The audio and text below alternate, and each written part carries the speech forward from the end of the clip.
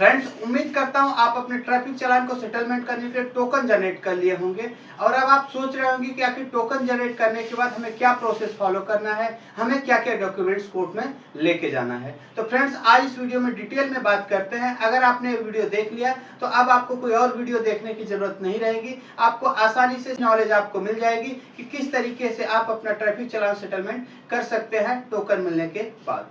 Friends, मैं हूं advocate Pradeep Pandey और आप देख रहे हैं आपका अपना यूट्यूब चैनल कानूनी बात। फ्रेंड्स, जैसा कि अगर आपने टोकन जनरेट कर लिया है तो सबसे पहले आपने जो टोकन जनरेट किया हुआ उस टोकन का आपको प्रिंट आउट निकलवा लेना है। ठीक है, जो आप प्रिंट आउट निकलवाएंगे ध्यान रखें उसको A4 पेपर में निकलवाना है, सिंगल साइड प्रिंट करना है। ठीक, इसके अलावा जो आप टोकन लेंगे ध्यान रखें उसमें सिंगल पेज पे सिंगल टोकन निकलना चाहिए, सिंगल प्रिंट आउट होना चाहिए। ऐसा नहीं है कि आधा इस पेज पे आ रहा है आधा उस पेज पे आ रहा है या एक ही पेज पे दो आ रहे हैं। सभी चालान के लिए सिंगल सिंगल पेज होने चाहिए। जैसा कि उसकी सेटिंग नॉर्मली यही रहता है, लेकिन कई बार अगर कोई डिवाइस चेंज है या फिर आपने सेटिंग में कोई प्रिंटर में छेड़छाड़ किया हुआ है तो वहाँ पे सेटिंग चेंज हो जाती है। अगर आपका एक पेज के बजाय 2 पेज में प्रिंट आउट आ रहा है तो उसको यहाँ पे नहीं लिया जाएगा कोड के माध्यम से। तो ध्यान रखें, सबसे पहली सावधानी आपको ये बरतना है। अगर आपने डाउनलोड किया और वहाँ पे 2 पेज में आ रहा है तो आप अगले दिन यानी कि कल 11 सितंबर 2025 को दोबारा से आप रिप्रिंट कर सकते हैं और उसको 1 पेज में सिंगल पेज में आप सेव कर सकते हैं पर टोकन को। तो फ्रेंड्स, ये चीज तो हो गया कि टोकन का प्रिंट आउट लेके जाना है और आपको उसके लिए पहले से ही बाहर से कहीं से प्रिंट आउट करा के रखना है।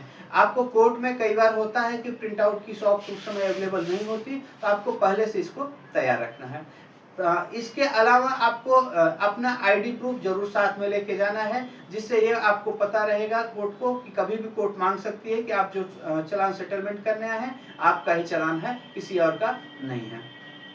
अब बात करते हैं कि अगर आपका किसी डॉक्यूमेंट्स के लिए चालान कटा हुआ है, उदाहरण के लिए आपने मान लीजिए पॉल्यूशन सर्टिफिकेट नहीं था, इसके लिए चालान कटा हुआ है, ड्राइविंग लाइसेंस के लिए, इंश्योरेंस के लिए या फिर आरसी आपके पास नहीं थी, इन डॉक्यूमेंट्स के लिए अगर आपका ट्रैफिक चालान कटा हुआ है तो आपको इन डॉक्यूमेंट्स को अपने साथ में जरूर रखना है, चाहे उसकी ओरिजिनल कॉपी हो चाहे फोटो कॉपी है। तो एक चीज तो हो गया, आपको उस डॉक्यूमेंट की कॉपी आपको साथ में रखनी है। ध्यान रखें कि आप जो डॉक्यूमेंट फोटोकॉपी लेके जाएंगे उसकी ओरिजिनल भी आपके पास होनी चाहिए।